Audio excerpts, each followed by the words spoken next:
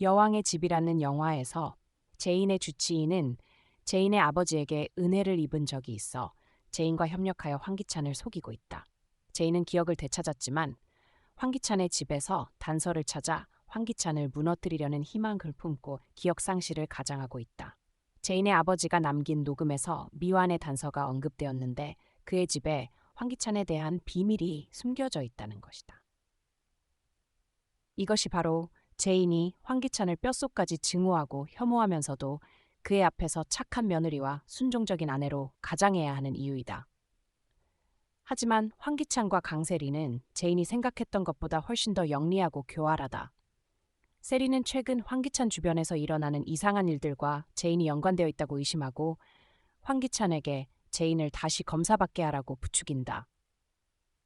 제인이 모든 것이 탄로날 것이라 생각하며 두려워하던 순간 주치의가 갑작스럽게 제인의 기억 회복 사실을 숨겨주고 제인이 오성 씨의 소개로 경찰과 연락하도록 도윤을 통해 은밀히 연결해주며 황기찬을 함정에 빠뜨릴 준비를 마친다.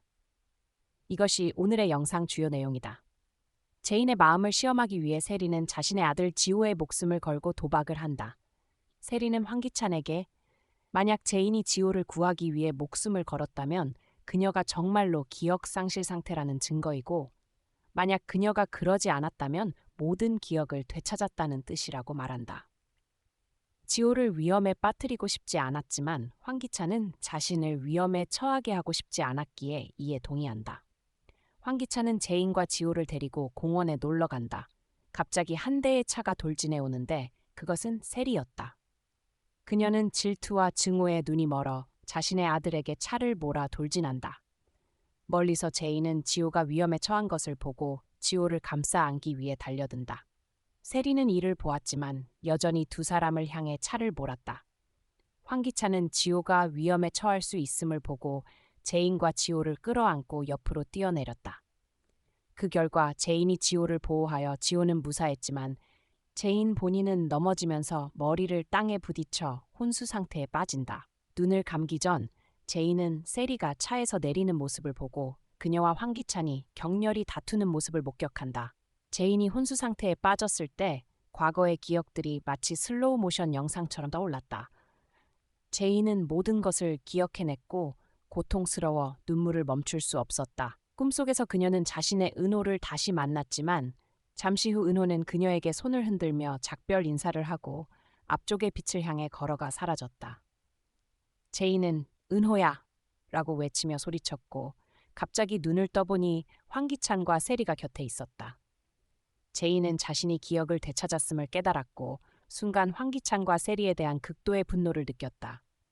그녀는 자리에서 일어나 황기찬의 뺨을 때리고 싶었지만 아버지가 죽기 전에 남긴 유언을 떠올리며 침착함을 되찾았다. 하지만 여전히 혼란스러운 감정을 느꼈다.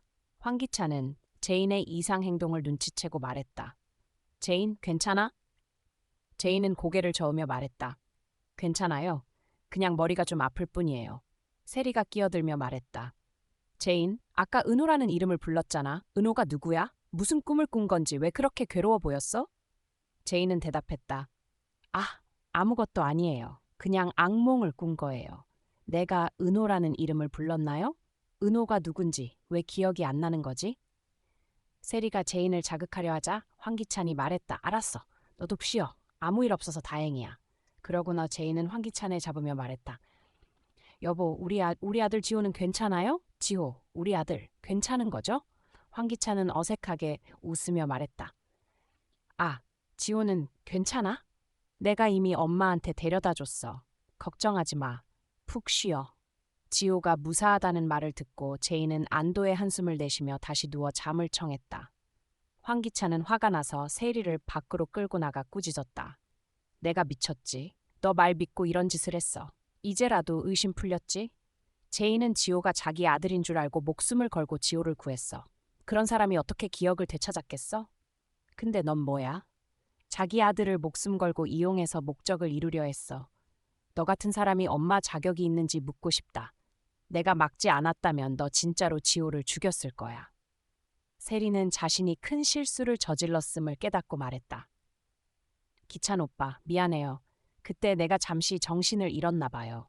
하지만 나도 오빠를 걱정해서 그런 거예요. 제인이 기억상실을 가장하고 오빠를 해칠까봐 두려웠어요. 근데 방금 오빠도 봤잖아요. 후려 제인이 뭔가를 떠올렸어요. 은호라는 이름을 부르며 계속 울었어요.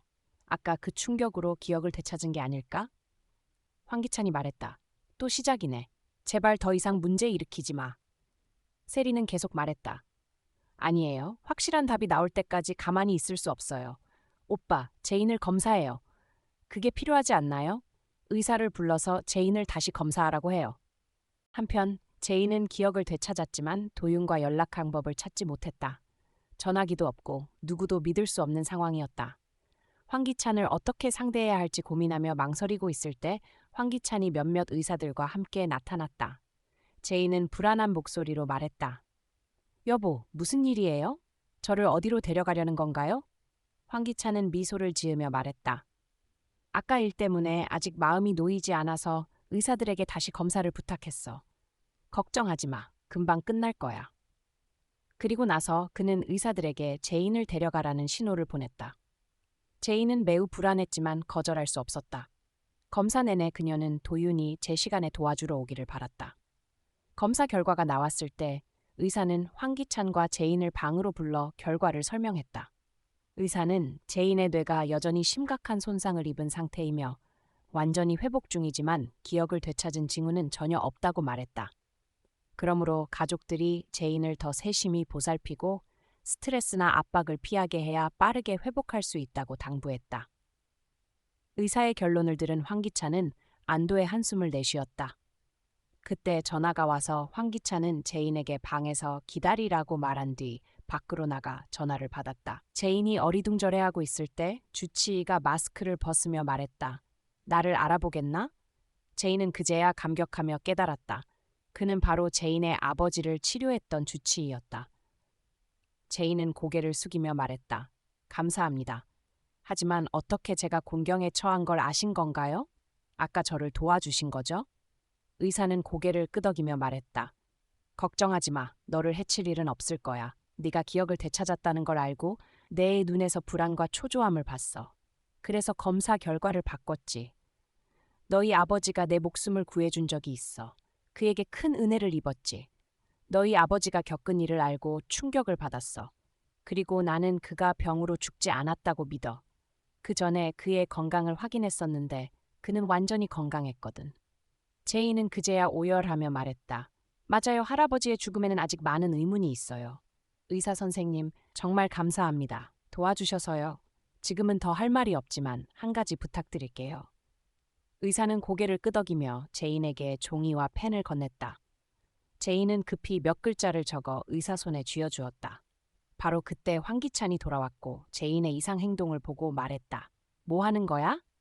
제인은 즉시 말했다. 아, 제가 의사 선생님께 왜 무의식 중에 눈물을 흘리며 낯선 사람의 이름을 불렀는지 물어보고 있었어요. 아까 세리가 제가 은호라는 이름을 불렀다고 했잖아요. 의사는 미소를 지으며 말했다. 이건 기억 회복 과정에서 아주 흔한 현상이에요. 아마 잊혀진 기억과 관련된 것일 거예요. 나중에 회복되면 모든 걸 기억해낼 수 있기를 바랍니다. 제인은 황기찬을 성공적으로 속였지만 과연 세리까지 속일 수 있을까? 도윤은 제인의 신호를 받을 수 있을까? 모든 답은 다음 영상에서 공개됩니다. 안녕하세요. 다음에 만나요.